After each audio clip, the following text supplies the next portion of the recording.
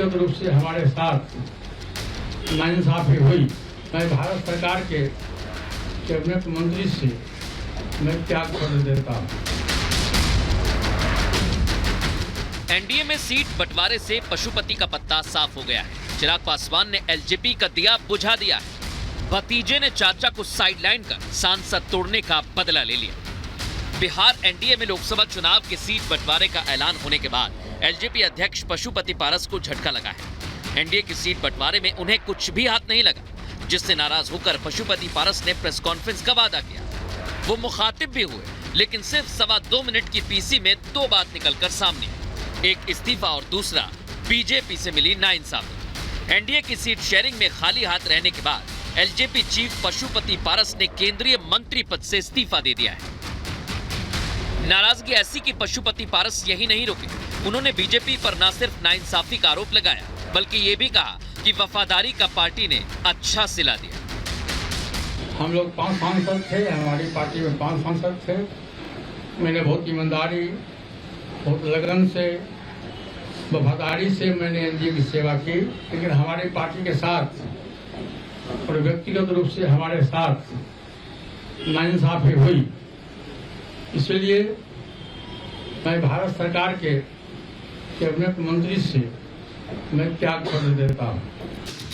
LJP अध्यक्ष की नाराजगी इस बात पर ज्यादा थी कि बीजेपी ने एलजेपी रामविलास को 5 सीटें दी, जिसमें हाजीपुर और समस्तीपुर भी शामिल है। तो वहीं एनडीए से उनका पत्ता साफ कर दिया। सीट शेयरिंग फॉर्मूले के तहत बिहार की 40 में से 17 सीटों पर बीजेपी, 16 पर जेडीयू, 5 पर एलजेपीआर और बची 2 सीटों में से एक पर हिंदुस्तानी आवाम मोर्चा हम और उपेंद्र कुशवाहा की राष्ट्रीय लोक मोर्चा चुनाव लड़ेगी।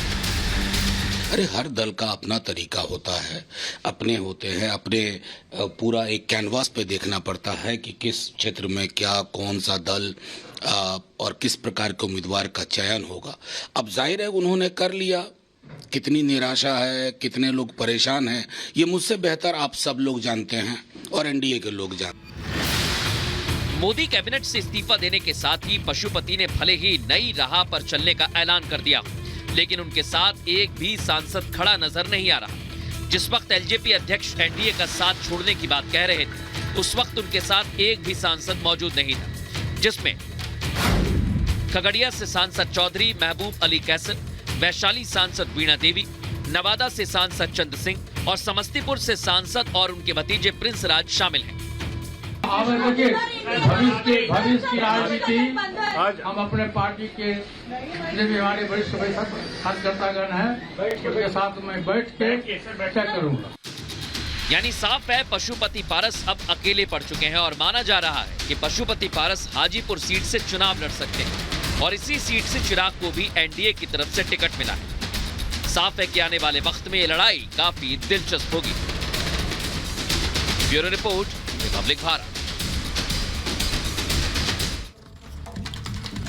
तो देखा आपने, बिहार में सियासी समीकरण बदल रहे हैं। अब आपको लेकर चलते हैं झारखंड। वहां पर सीता सोरेन ने भी एक बड़ा झटका दिया जेएमएम को। उन्होंने अब भारतीय जनता पार्टी का दामन थाम लिया।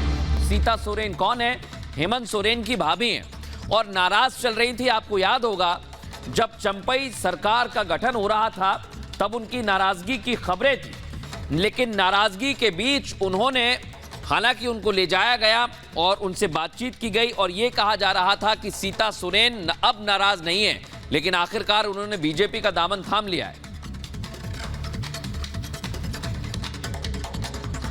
आज आपने बीजेपी ज्वाइन कर लिया जेएमएम को छोड़ के, क्या वजह रही?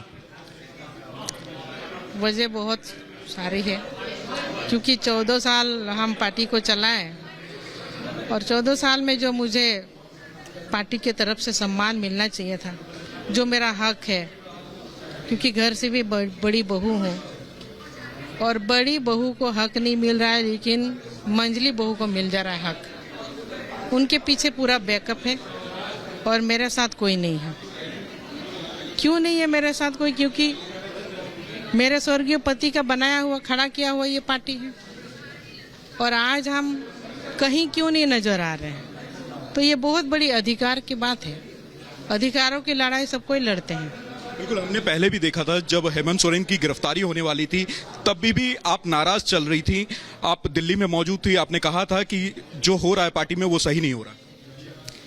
जी बिल्कुल, क्योंकि जो सपना रहा है झारखंड को अलग राज्य क्यों बनाए हम लोग, बाबा ने और स्वर्गीय दुर्गा सोरेन जी ने क्यों बनाया?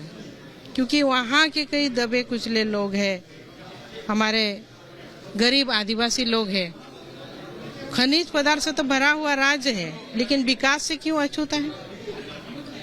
वहाँ के लोग आए दिन पलायन कर रहे हैं, बाहर नौकरियों के लिए जाते हैं और उनके साथ कई ऐसे घटनाएं होती है, कई लोग तो लौट भी नहीं पाते हैं।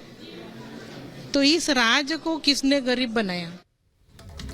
तो सीता सोरेन की नाराजगी पहले भी जाहिर हो चुकी थी और आज तो उन्होंने संबंध ही तोड़ लिया। हमारे सहयोगी लोमस हमारे साथ जुड़े हैं, सीता सोरेन से बात भी आपने की। लोमस, ये नाराजगी पहले से ही थी, किसी तरह से समझा बुझा लिया गया था, लेकिन अब तो संबंध विच्छेद ही कर लिया आज सीता सोरेन ने। बिल्कुल आपने सही कहा और साफ तौर पे आपने देखा कि किस तरीके से सीता सोरेन ने अब बीजेपी का दामन थाम लिया है। साफ तौर पे आपने पहले भी तस्वीरें देखी थी, आपने उस समय भी देखा था जब हेमंत सोरेन को लेकर के पूछताछ चल रही थी और नई सरकार वहां पर जेएमएम को बनानी थी और उससे पहले जेएमएम के अंदर खाने में लगातार ही जो मामला था वो ठीक नहीं चल रहा था। सीता सोरेन अलग नाराज थी, जो हेमंत सोरेन की पत्नी थी वो अलग नाराज थी। तो साफ तौर पर यह जाहिर होता है कि नाराजगी उसी समय से है, क्योंकि साफ तौर पर आपने अभी थोड़ी देर पहले सुना होगा कि सीता सोरेन ने कहा है कि उनको जो वो हक मिलना था परिवार से वो हक मिल नहीं सका। और उसके बाद वही सम्मान की तलाश में वो बीजेपी में शरीक हो गई हैं। ठीक है लोमस, इसी बीच अपने दर्शकों को एक बड़ी खबर बता दें। यहां पर अखिलेश यादव का पीएम मोदी पर तंज, पीएम की तरफ से प्रचार की गारंटी। अखिलेश यादव ने कहा गारंटी के नाम पर हो रही है सियासत और कहा कि प्रचार की पूरी गारंटी है, लगातार प्रचार कर रहे हैं। अखिलेश यादव ने प्रधानमंत्री मोदी पर तंज कसते हुए क्या कुछ कहा ये आपको बता रहे हैं। भारतीय जनता पार्टी से ज्यादा स्मार्ट कोई नहीं है। जिन्होंने किसी की गारंटी नहीं दी भारतीय जनता पार्टी ने, उनका प्रचार गारंटी हो गया। भाई पैसा है उनके पास, आप YouTube खोलो गारंटी। वो गारंटी नहीं है, असल में वो घंटी है। पहले जुमला था, अब गारंटी है। ना जुमले में काम पूरे हुए ना गारंटी में काम पूरे होने। अगर ये गारंटी थी तो गारंटी इस बात की भी तो थी कि 60 लाख बच्चों का अगर पेपर लिखा जाएगा, देने के लिए आएंगे तो पेपर लीक नहीं होगा। इनकी सरकार में एक ही गारंटी है कि नौकरी नहीं मिलेगी आपको। एक ही गारंटी है, सरकारी संस्थाएं बिक जाएंगी। कोई जवाब है इस गारंटी का उनके पास? तो इसलिए गारंटी को घंटी मानिए आप।